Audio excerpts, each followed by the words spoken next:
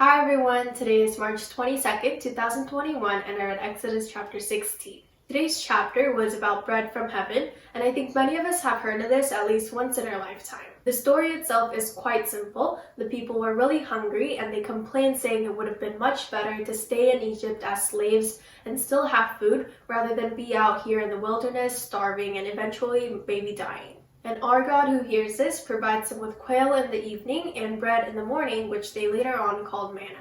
There were mainly two instances where the Israelites went against God's commands, but I really want to put the focus on the second one and read aloud verse 26 and 27. 6 days you should gather it meaning food, but on the seventh day, which is a Sabbath, there will be none. On the seventh day, some people went out to gather, but they found none.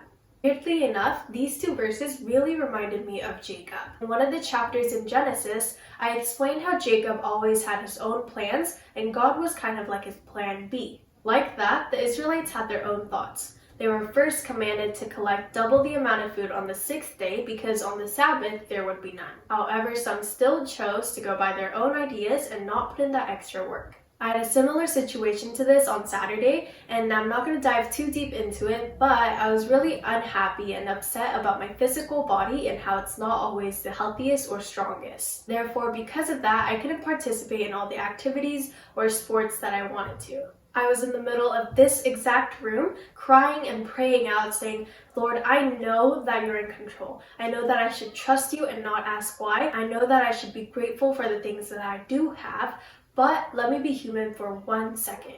Let me take the path that is easier and more comfortable to me and pray a prayer that doesn't make you happy, but rather pleases me.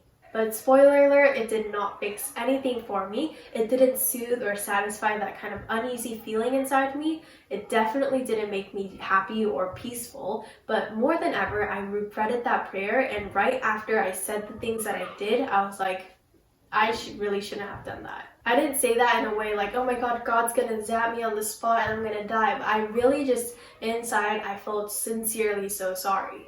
Just like how the Israelites were not able to listen to God in today's passage, I want us to look back at our past days or maybe even our moment right now and see if we're even listening to God's voice.